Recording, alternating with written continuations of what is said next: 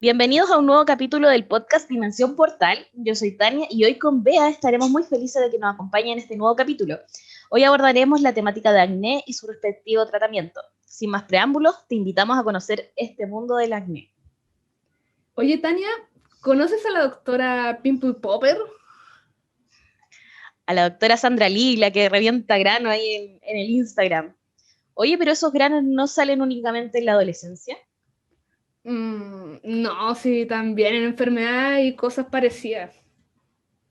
Nah, sí debe ser por comer mucho chocolate. Ya, pero igual creo que si te lavas la cara con jabón 3 veces al día, se te van. Y bueno, también con esos productos famosillos que te salen en la tele. Pero eso no te reseca mucho la cara. Yo creo que son pura publicidad. Para eso están los dermatólogos, ¿no? Mira tú, pero qué coincidencia, porque tenemos aquí de invitado al mismísimo TikToker chileno Tomás Tavilo Bosic. Espero que lo haya pronunciado bien. Muy bien. El segundo tío es Bosic, que tiene ascendencia croata, pero casi. Bosic.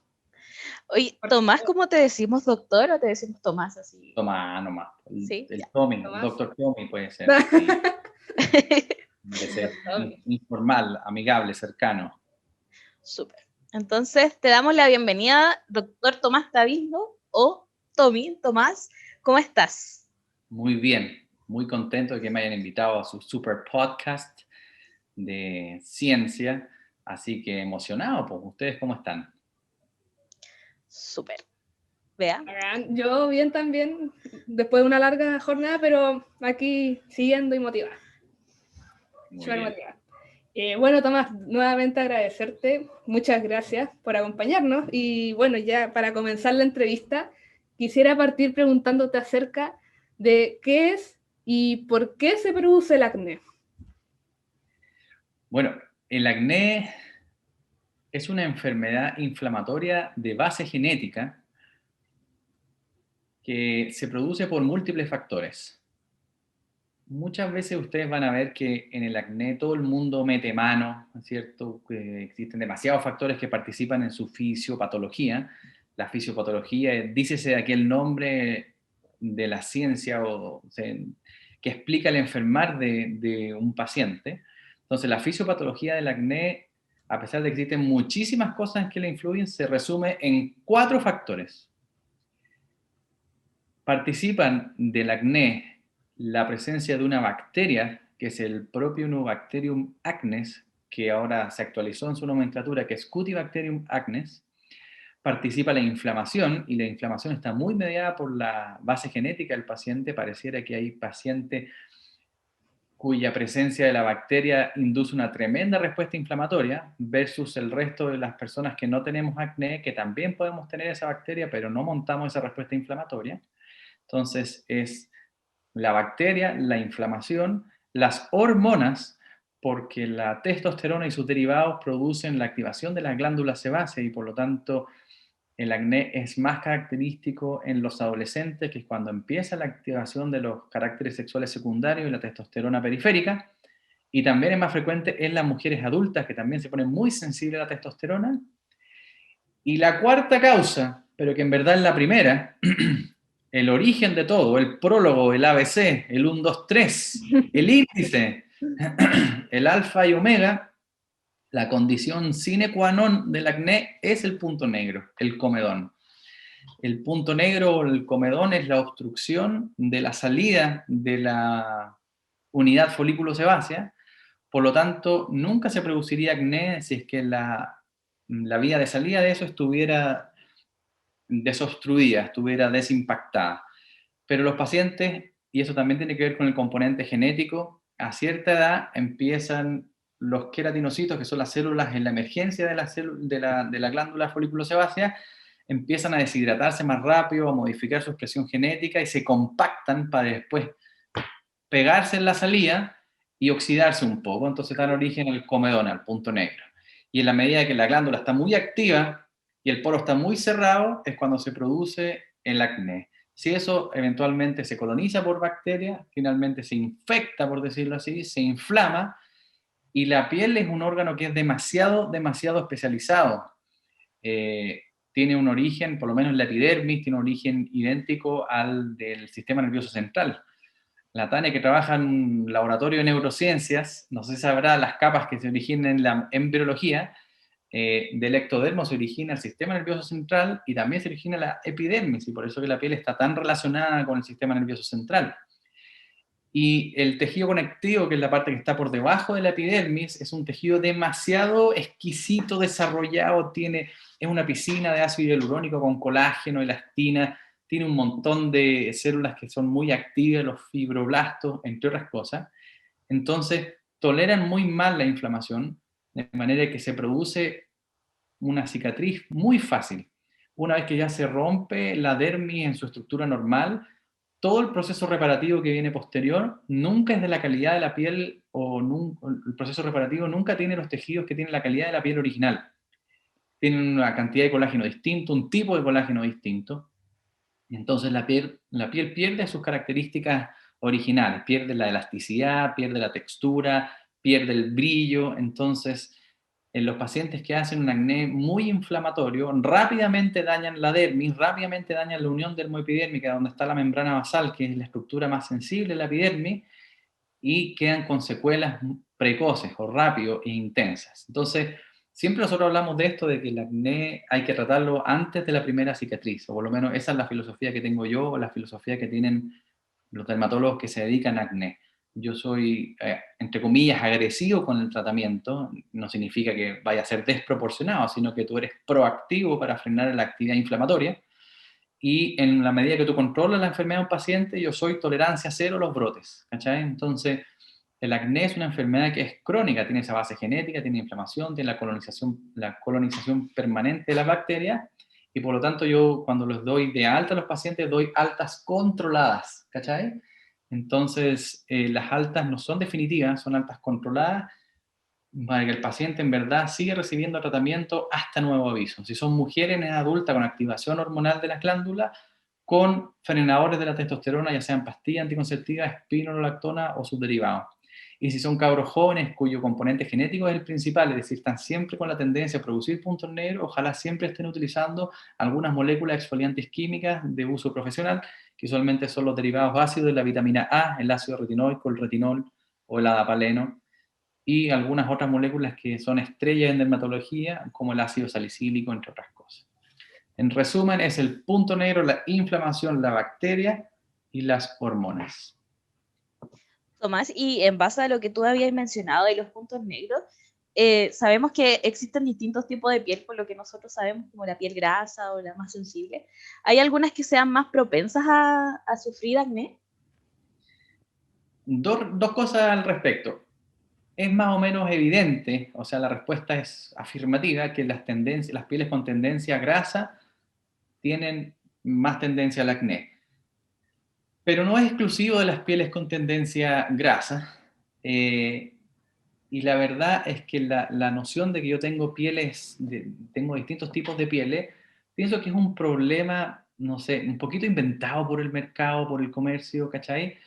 Eh, Obviamente uno más o menos tiene la noción de las pieles que tienen los pacientes. Tienen pieles mixtas, pieles con tendencia grasa o pieles sensibles o cutis sensible.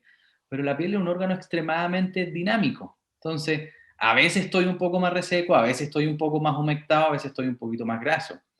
Todos los que hemos vivido carreras científicas como las suyas, nos ponemos más grasos antes de las pruebas, el estrés te activa todas las glándulas sebáceas, ¿cierto? Entonces uno se brota más en esa época. Y en la época en que, por ejemplo, hay peor clima, el invierno, todos sufrimos un poquito de piel reseca. Entonces, la verdad es que la piel es un órgano muy dinámico como para ponerle una firma de eso.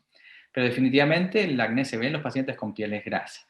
Entonces, la otra cosa que se habla mucho son como de las pieles mixtas. Bueno, yo tengo piel mixta. En el fondo, esta zona es como reseca o es normal y la zona T, ¿cierto? Es como, eso es esperable. Cuando tú tienes un paciente al frente, en dermatología, en verdad tú estás tratando un mosaico de pieles. Y cada paciente son como 100 pieles distintas. La piel del cuero cabelludo es distinta a la piel de la frente, es distinta a la piel de las patas de gallo, es distinta a la piel de la ojera, es distinta a la piel de la nariz, etc. Y si tú pudieras tomar, por ejemplo, una biopsia de la piel, tú te darías cuenta, y por eso que una de las cosas más difíciles en anatomía patológica es la piel, que no hay dos biopsias iguales. Tú tomas una biopsia del riñón, casi todos los riñones se ven iguales, o el riñón completo está igual. Tú tomas una biopsia al hígado, casi todo el hígado sigue idéntico, independiente del lóbulo que estés biopsiando. Pero hay una cosa en dermatología, y esto se le llama anatomía patológica sherlockiana. ¿Le gusta Sherlock Holmes a usted? ¿Lo ubican? ¿Sí? Muy bueno, ¿no? ¿Cuál es la gracia que tiene Sherlock Holmes? Que Sherlock Holmes llega y él ve una cosa, si ve un escenario y dice exactamente lo que pasó. Tiene un análisis científico, pero retrospectivo, que es lo maravilloso, ¿cierto? Es la parte más chora que tiene el tipo. Y hay un análisis de la anatomía patológica que se llama sherlockiano. Entonces, tu profe te pasa la biopsia, la pone al microscopio y no te da ni un antecedente. Entonces te dice, ya, doctor Tommy, te dice, dígame el sexo de este paciente, el color de piel, la edad que usted sospecha, y después se pasa al diagnóstico sindromático, a las posibilidades diagnósticas y a su conclusión diagnóstica. Entonces, eso es muy entretenido porque tú te vas dando cuenta de cómo todas las pieles son distintas. La de la frente, la de la nariz, la de la oreja, la piel del escroto, la piel de la, qué sé yo, de las mucosas, entre otras cosas. Entonces, cuando tú le tomas una biopsia de la zona centrofacial, obviamente está llena de glándulas sebáceas, está repleta. Y la parte lateral tiene mucho menos. Eso tiene argumentos evolutivos que no vamos a entrar a explicar, porque ya las voy a aburrir, me van a cortar ahí en el podcast. Entonces, en verdad, las pieles o el paciente dermatológico es un mosaico dermatológico, ¿cachai? Entonces, es normal que nosotros tengamos distintas zonas en la piel, distintas zonas en la cara, que la piel responda distinto a los tratamientos y que todos nos sintamos más o menos representados por los cutis mixtos. Eso es lo normal, es lo frecuente. Sí pienso que vale la pena, y no exactamente del acné, o podría ser en algunos pacientes, los pacientes que tienen cutis sensible, porque a ellos tú siempre tienes que mandarles productos muy, muy suaves, en el fondo, y yo diría que más que verlo, examinarlo, a pesar de que tú puedes tener la intuición y el ojo clínico de eso, es preguntarle, oye, ¿cómo te va con las cremas? ¿Tú lo has probado? ¿Has probado algún ácido, algunas cremas para el acné? Hay una que es muy clásica, que es el Epiduo en gel. El Epiduo tiene el adapaleno, que es un retinoide, y un antibiótico. Y es el tratamiento de elección a nivel internacional, pero es súper irritante. Entonces yo pregunto, ¿has probado el Epiduo, por ejemplo? Y la gente que ha probado el Epiduo y no le ha irritado, ya le tiro toda la ciencia encima. Yo sé que tolera bien, independiente de lo que yo examine. Pero si alguien ha probado el Epiduo, por ejemplo, y sabéis que no lo toleré, me quema, me irrita, no lo aguanto, me lo saco, o lo tengo que usar una vez por semana, 2 veces por semana, yo intuyo que tengo que pasarle a otras moléculas y siempre bajarles la concentración e ir escalando en el tratamiento.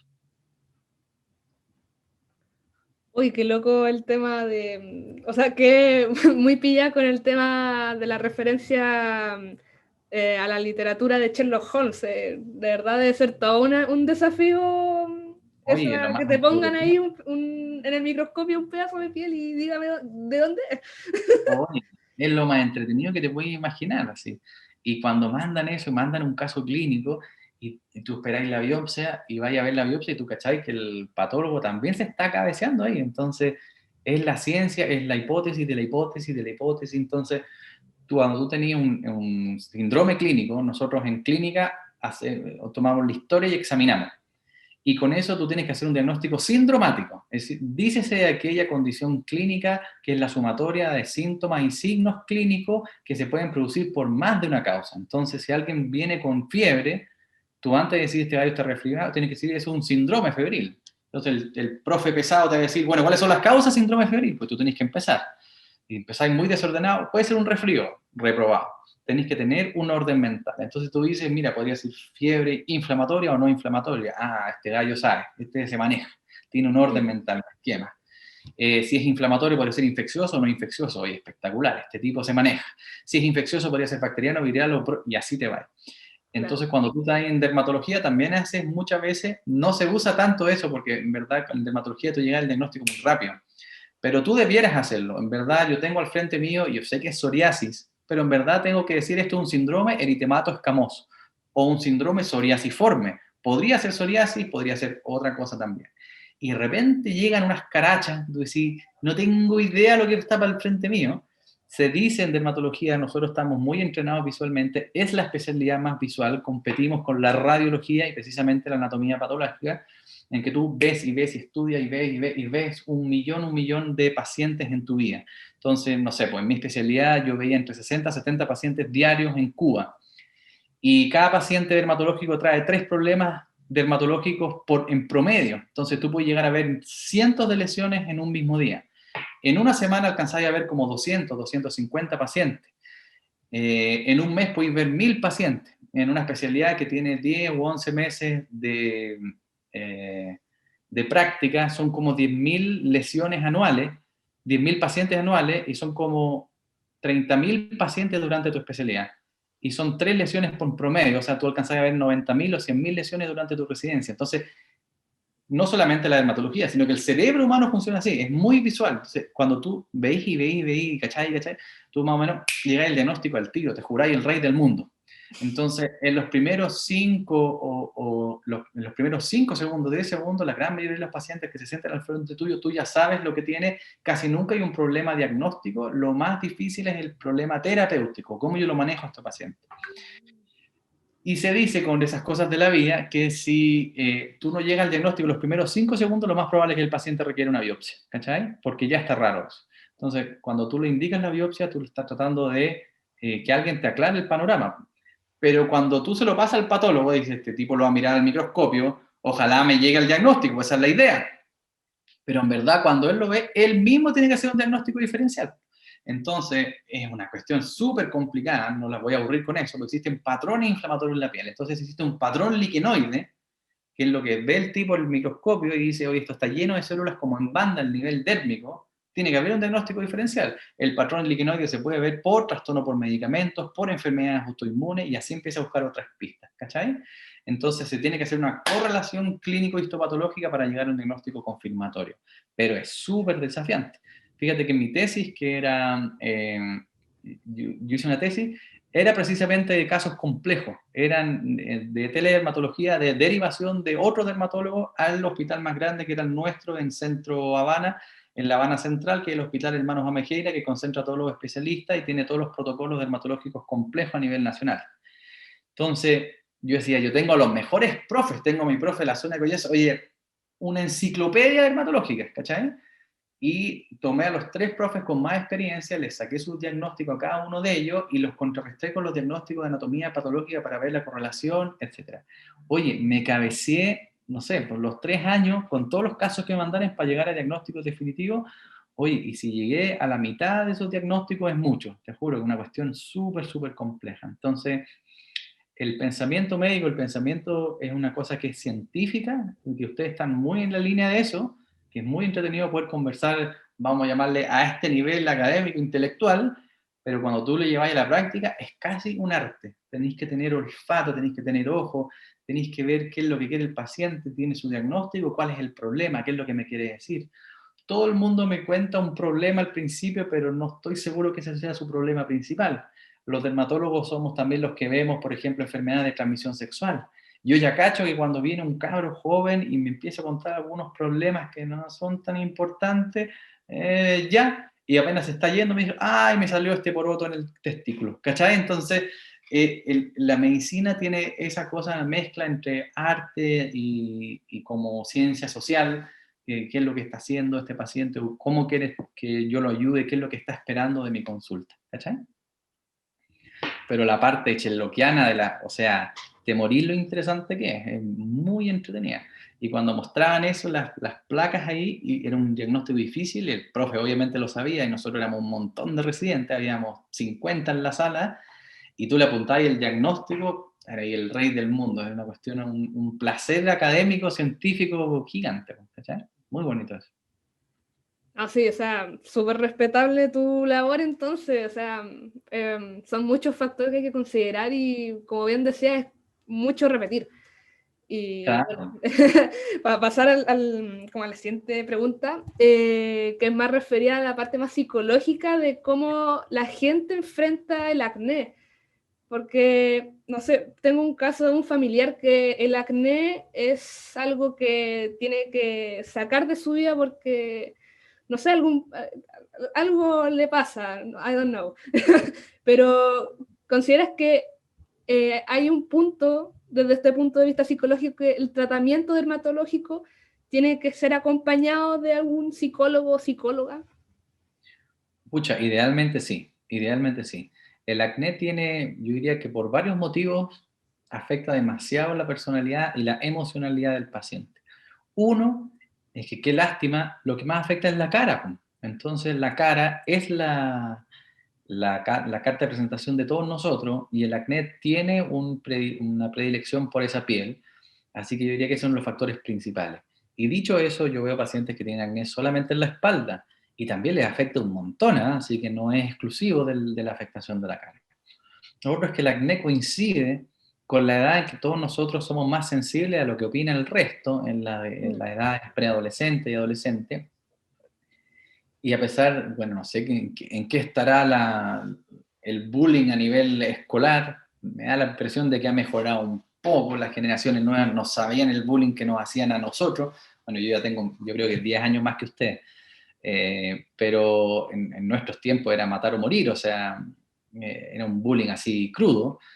Hay unos cabros que en esas épocas sufren muchísimo, muchísimo. Entonces, eso les deja impactado de por vida. O sea, tú finalmente ves pacientes en consulta que ya están sin acné y que recuerdan esa época y recuerdan a las mujeres que se hicieron bullying entre ellas o no, todas esas cosas. A mí me llaman la atención, tienen un tono súper sensible y al final se quieren hacer tratamiento años después. Entonces tú los cachai que eso dejó pequeñas cicatrices emocionales que no se borraron con nada.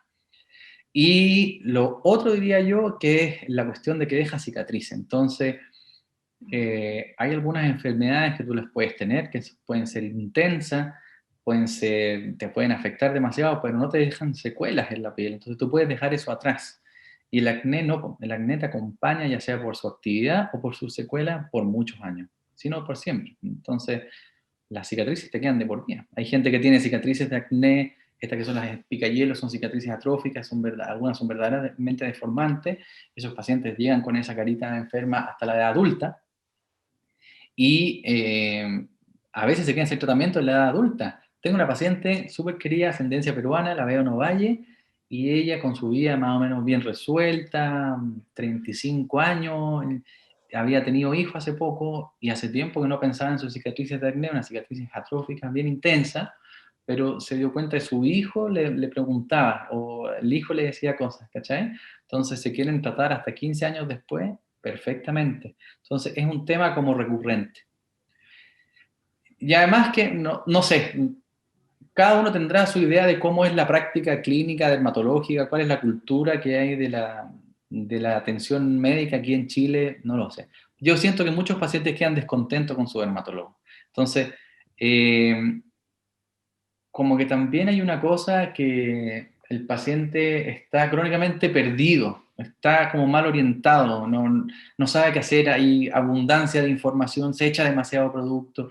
Cuando van al dermatólogo sienten que no los pescan tanto, entonces les dejan tratamiento, no los controlan, etcétera, etcétera. Entonces, entre otras cosas, nosotros, con mi colega que es Mauricio, con el que abrimos el portal de Dermacné, nos dimos cuenta de ese malestar, ese descontento, vamos a llamarle los pacientes están peregrinando, están buscando productos y tratamos nosotros de abrir este portal para que todos los pacientes, ojalá en una primera vez, o sea, que su primera experiencia con el acné sea positiva.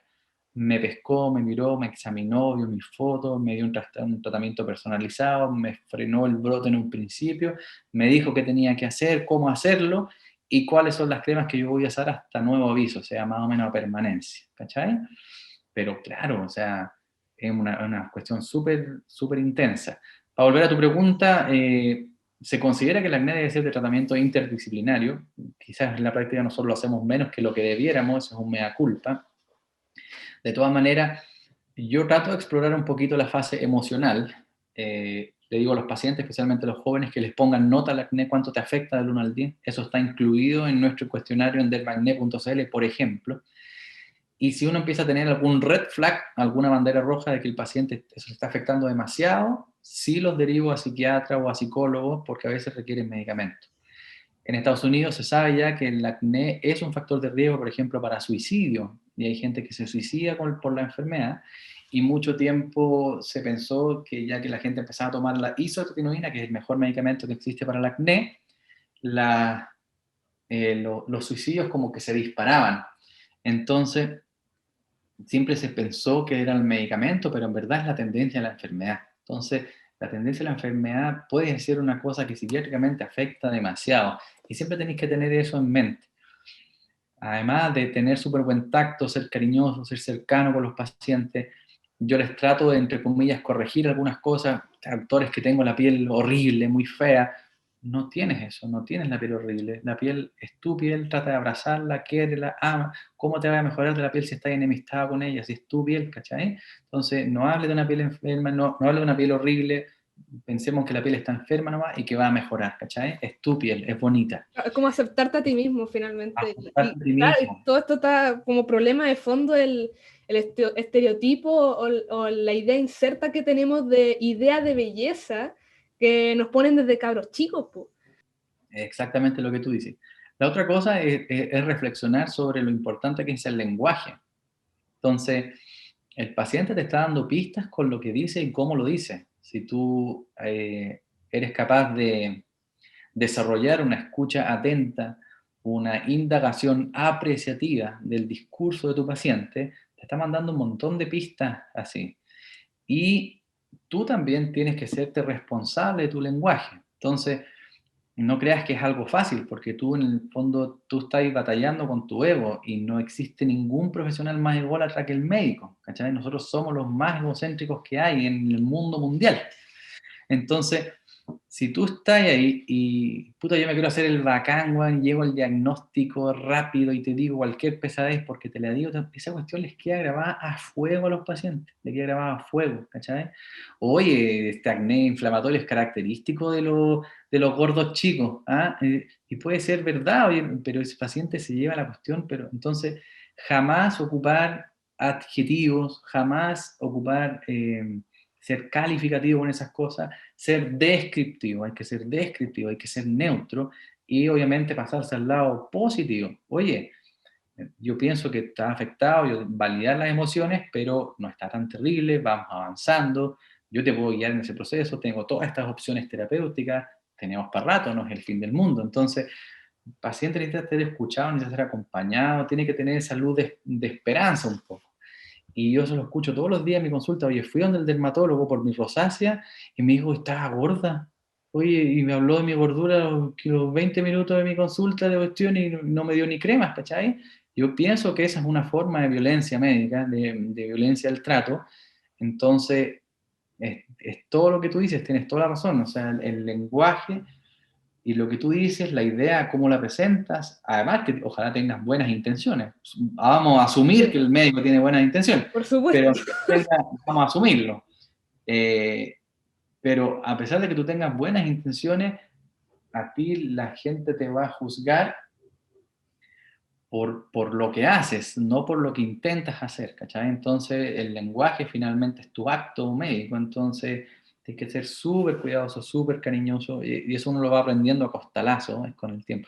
Yo pienso que nací un poquito con el don de la palabra, soy chamullero desde chico, siempre me pasó, pero de a poquito fui ajustando mi lenguaje para la consulta, para que tuviera un término positivo. Entonces es desafiante eso y que ojalá el paciente se vaya cómodo, se sienta bien, esto vaya, no sé, yo nunca reto a mis pacientes, es una cosa típica, llegan a la consulta y están urgidos porque no ocuparon el protector solar, no empezaron el tratamiento, no encontraron el antibiótico, no sé qué onda.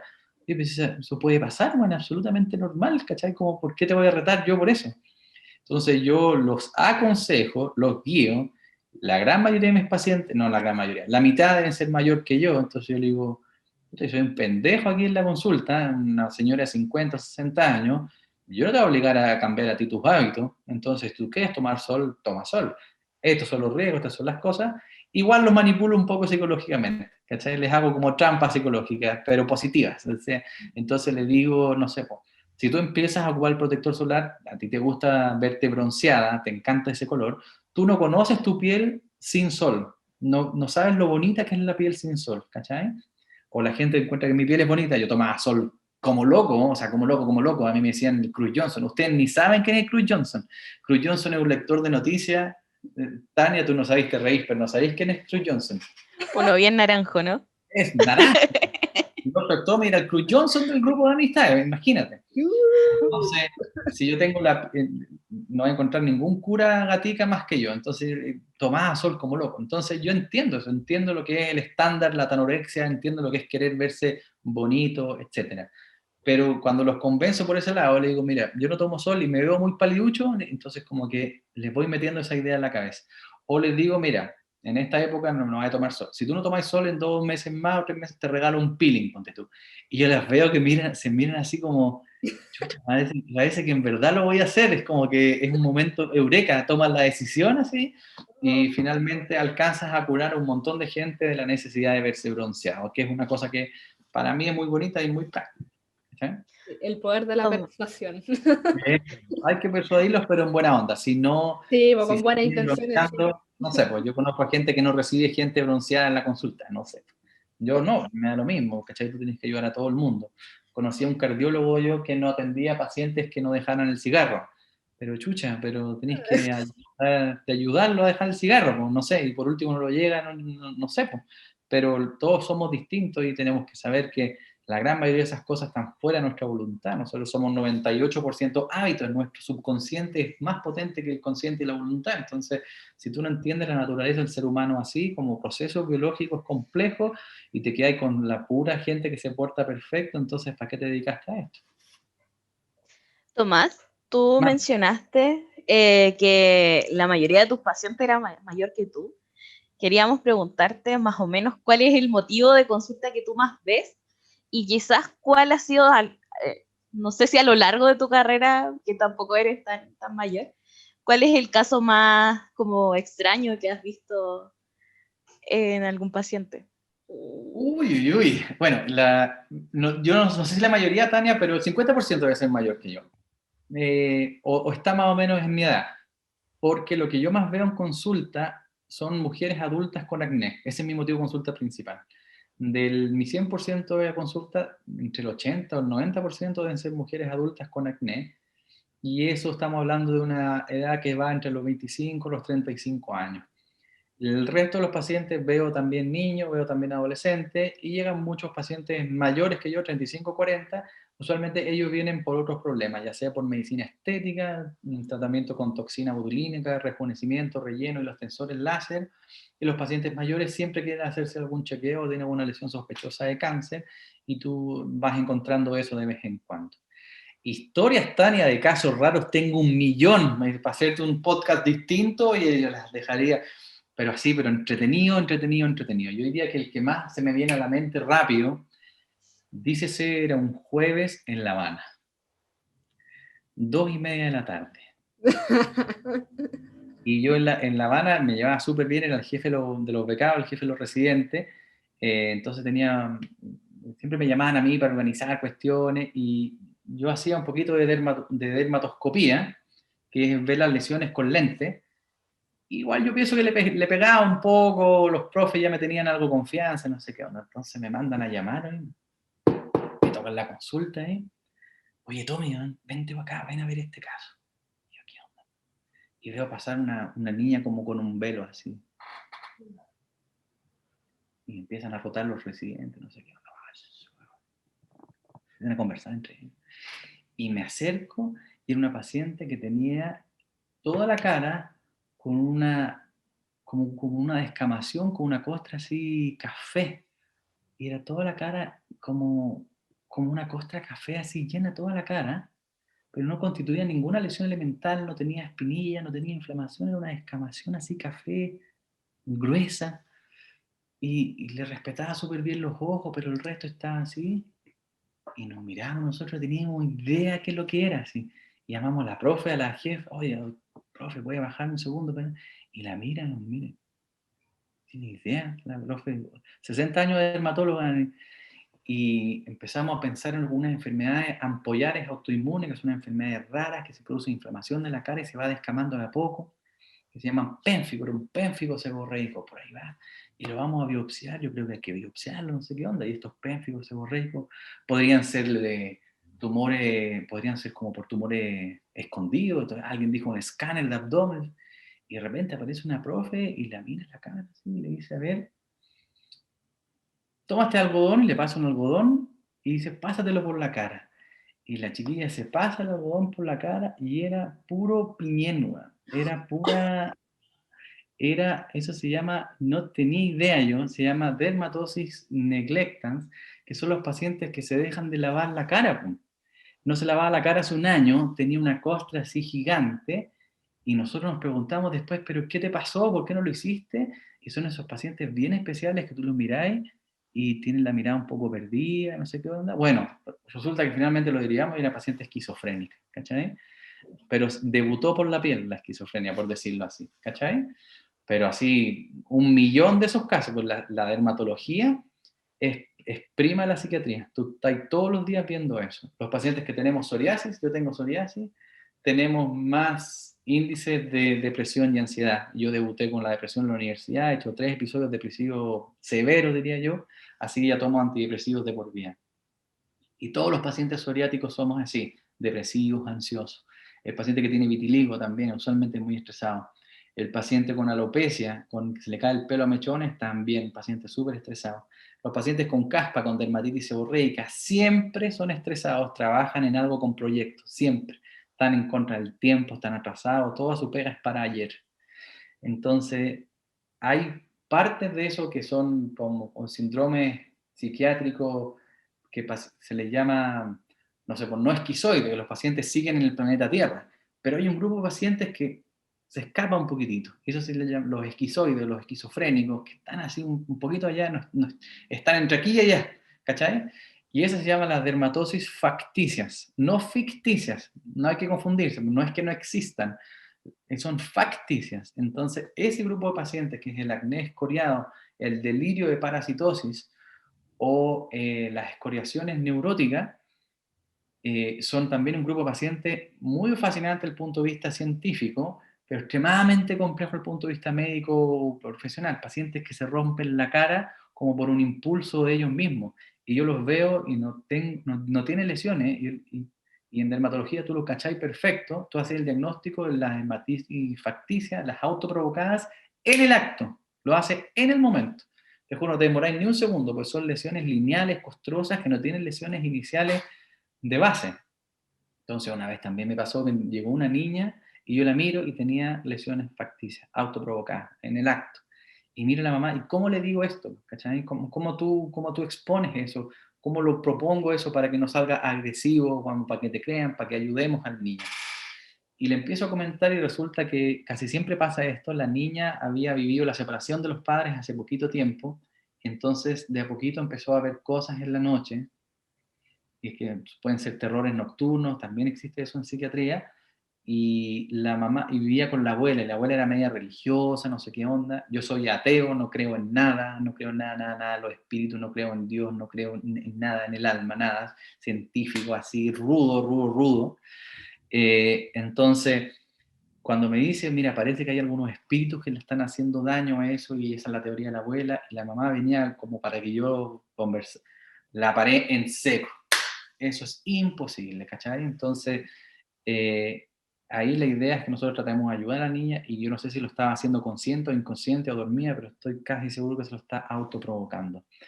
Así que, no sé, no todos vuelven, al final les podía hacer un poquito de seguimiento. Yo pienso que soy bien cariñoso, a veces les parto tratamiento antidepresivo yo mismo, pues no quieren ir al psiquiatra, pero son pacientes que en verdad requieren de mucho apoyo y no siempre lo tienen. Oye, Bea, esta conversación con el doctor Tommy no se acaba acá. Quiso compartir mucha info con nosotros, así que te invitamos a quedarte atento a nuestra segunda parte. Así es, Tania. Si te quedaron dudas, te invitamos a escribirnos en nuestras redes sociales. Recuerda que nos puedes encontrar en YouTube y Spotify como Dimensión Portal, y en Instagram, Facebook y Twitter como Portal Biomedicina UC. Adiós. Adiós.